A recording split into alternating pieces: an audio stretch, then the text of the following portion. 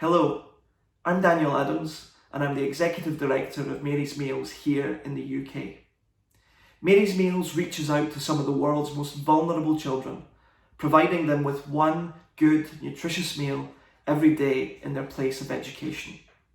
Unfortunately, because of the COVID-19 pandemic and these strange days we're all living through, so many of the schools in which Mary's Meals ordinarily works are currently closed. If you told me 9 or 10 weeks ago that in that same period we would have managed to completely reinvent the way in which Mary's Meals are served, I probably wouldn't have believed you. But I'm so pleased to tell you that that's exactly what has happened. Thanks to the continued generosity of our supporters and to the commitment of our staff and volunteers, well over 1 million children across countries like Malawi, Kenya, Zambia, Zimbabwe, Ethiopia, and many others are still continuing to receive one good meal every day for this period in their own homes, which are fast becoming places of learning too. We of course do this work of Mary's Meals in the name of Mary, the Mother of Jesus. And I want to thank Our Lady, especially today as we've overcome these odds, for her continued protection and guidance for this vital mission of Mary's Meals. And I now want to introduce you to Father Joseph Tarakan, who runs Mary's Meals program in India. Namaste. Mary's Meals has been feeding children in India since 2004.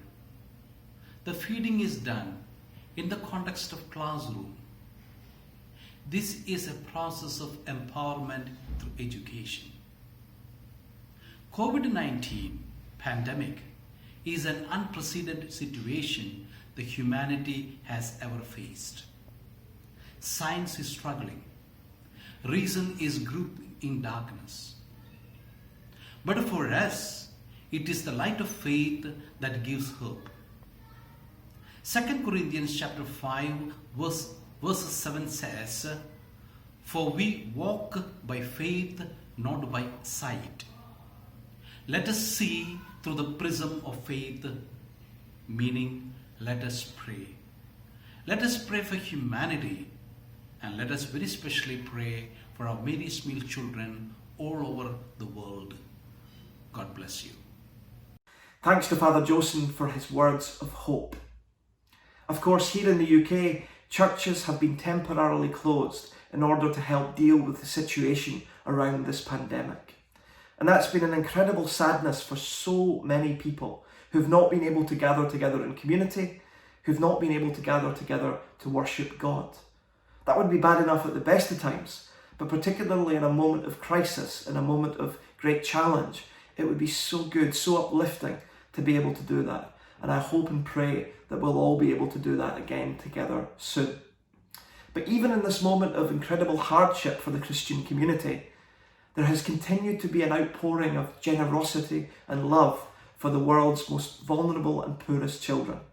And so I just want to say thank you for those who have continued to give so generously to Mary's Meals during this period.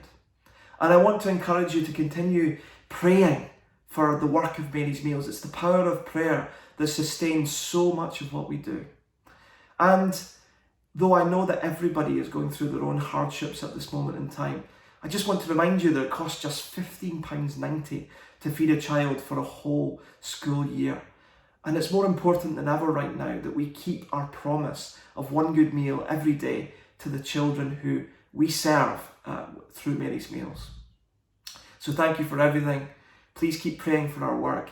And I want to hand over to Amina Swedi, who's our country director in Kenya, for the last word. My name is Amina Swedi and I'm the country director for Mary's Meals Kenya. I would like to say thank you to all our supporters, our well-wishers, our fundraisers, and everyone who is involved in all this global movement. Thank you for the prayers, for the support you're giving us. It's through this support that currently we are continuing to feed children in Kenya. And really this is really beneficial to them and they're really, really happy. I know at the moment this is a crisis globally, but I would just like to encourage us to continue having faith, to continue being hopeful, because it's through our support that we'll be able to reach to these children and give them hope. I would also like to encourage all of us to continue praying, because prayers are going to continue to open our doors, and really it's the little that we can hold on to at this particular time. Thank you.